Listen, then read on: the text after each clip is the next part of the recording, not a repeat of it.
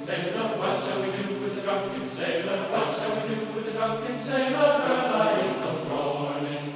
I'm Paul Bennett at Shoestring Shipyard here in Millbridge, Maine. We're located along Maine's Bold Coast, not very far from the U.S.-Canadian border.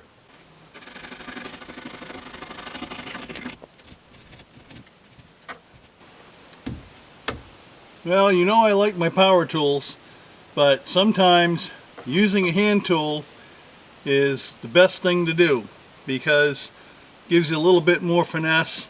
The problem with power tools is sometimes you can take off way too much material and it does it too fast. It's real easy to make mistakes.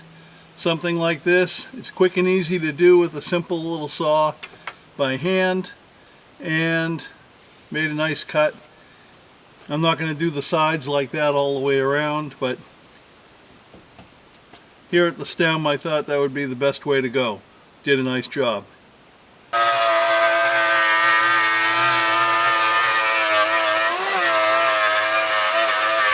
You just saw me using a laminate trim bit in my router to take off a lot of the excess plywood that's overhanging the bottom panels, that are overhanging the side panels.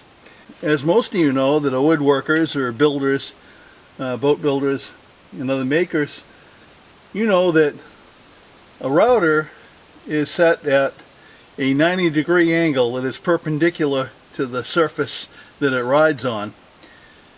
The side panels here do have a bit of flare to them. There's an angle.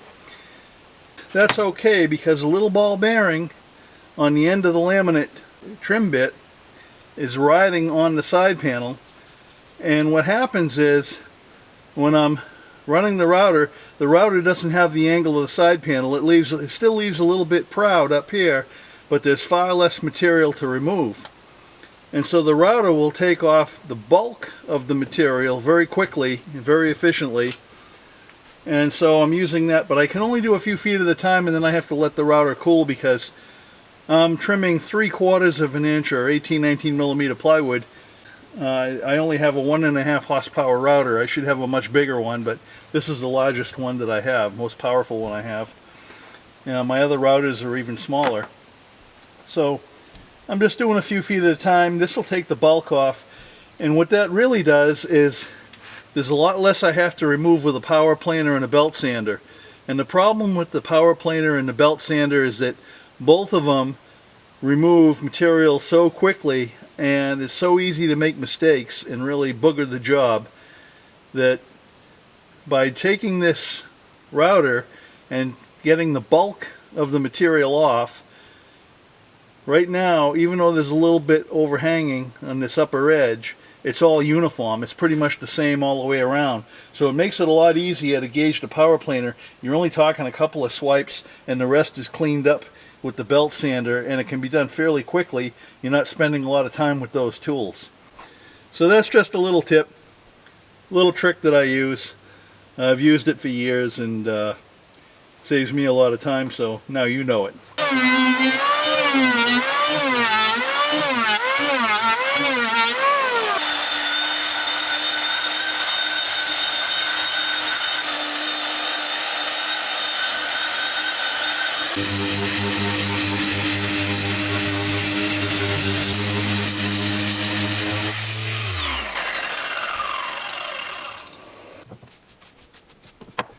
Well, I've completed all the trimming where I had plywood overhanging the side panels, and I did all the grinding. I've rounded the edges. It's very important to round the edges because fiberglass doesn't like to take a 90-degree bend, so you really have to radius all your edges. The larger the radius, the better. These are roughly 1/4 inch, 3/8 inch radius. I just eyeballed it. It'll be fine. I went and I've just brushed everything off. The problem is when you use a brush, it'll get all the heavy dust off, but it doesn't get all the dust off. A lot of the very fine particles stay on the surface. That's why if you get yourself an air compressor with a blowgun, that'll get all the fine stuff off. And it'll make a world of difference, especially when you want to get good adhesion you know, with your resin. It doesn't matter whether you're using epoxy resin or polyester resin. You want to have a good strong bond, and the way to do that is make sure you get the surface absolutely clean and free of dust. So if you don't have a compressor, I mean, you can buy them because these small portable contractor air compressors are fairly inexpensive these days. But if you don't really have a use for one, and this is the only time you might use it, you can probably find a tool rental center where you can rent one inexpensively, and wait until the day you need it. You finished all your sanding and you want to blow it down, and you can rent it for a couple hours and bring it back, and it probably won't cost you very much. But this really comes in handy, and I can get all the stuff. These where I countersunk the screws, there's a lot of dust and debris in them. Slight crevice where the plywood meets. There's a good bond here. It's not going to leak or anything, but I want to fill that because I don't want any gaps that would trap air, because that'll promote rot. So I'm going to fill these gaps with epoxy resin, but before I do, I want all the dust out of them. And that's where the air compressor comes in handy, because the brush just won't do it. Just like that.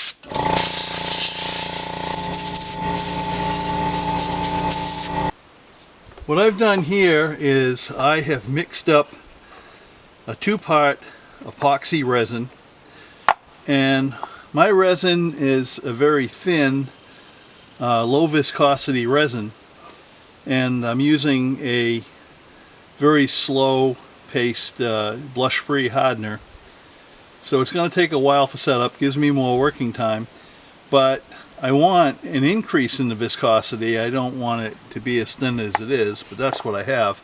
I've mixed in some milled fibers and it helps thicken it just a little bit, but not too much. I still want the epoxy to flow.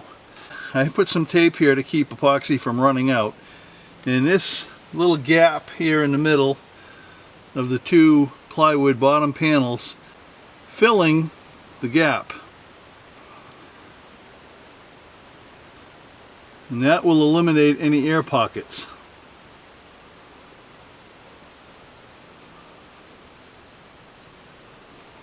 Let's see how that works out. See how that's filling? It's doing pretty good. This will also soak into the edge or end grain of the plywood and help to seal it.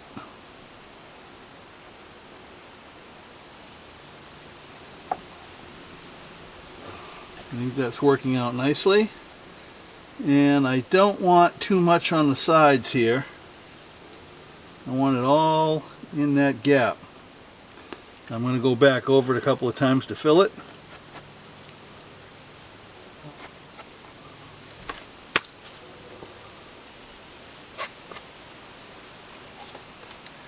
And I'm going to do this, I'm going to go over all the seams on the bottom panels, the entire boat.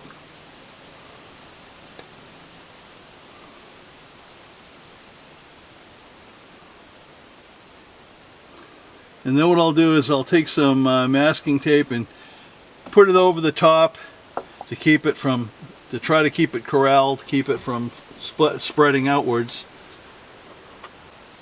Now what I'm going to do is I'm going to mask it as best I can and keep it from overflowing, keep it from getting all wonky on me.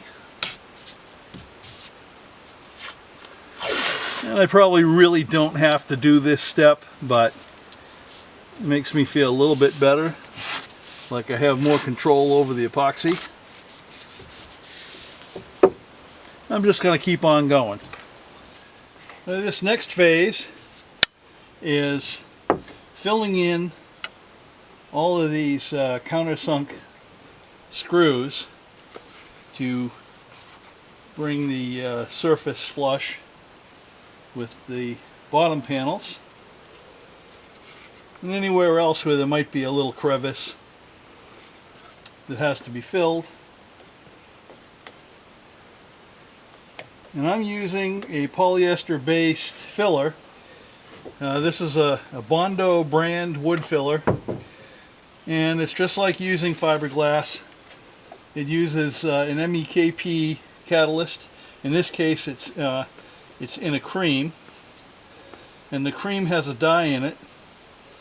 so that you can see how well you have the mixture mixed. Oh boy, this isn't good. Got too much of this stuff. This is old MEKP and I got too much. The problem is that this stuff sets up very, very rapidly, sometimes a little bit too rapidly, and you end up wasting a lot of it. And trying to get the right balance can be tricky sometimes. The right balance between the hardener and the resin. And the idea is not to apply too much of it, just exactly what you need in the hole, and try to brush it flush, because that will mean there's a lot less sanding later. So I'm using a putty knife, and I scrape up any excess and I just use it to fill the next hole, and I just keep moving along like that.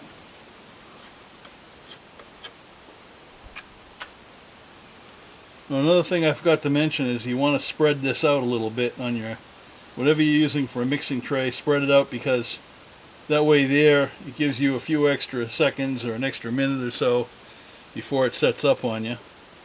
And right now it's fairly hot outside, and that shortens your pot life, and it'll this stuff will set up on me even faster.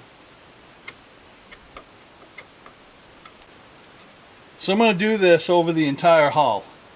I'm going to keep filling these holes.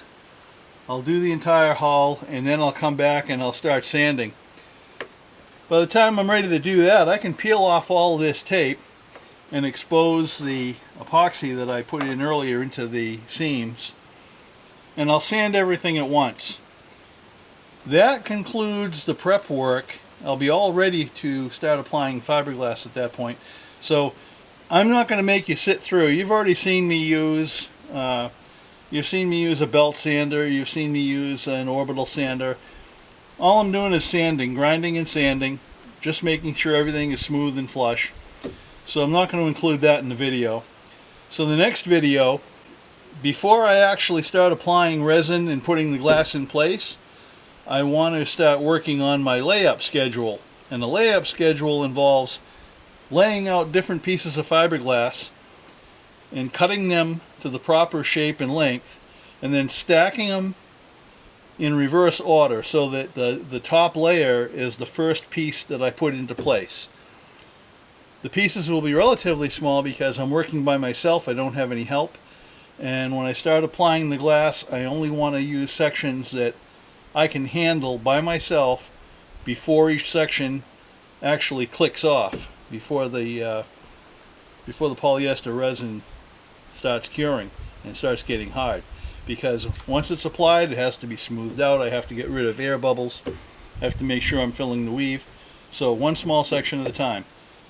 So once again, next time, I'll be working on my fiberglass layup schedule. Thanks for watching.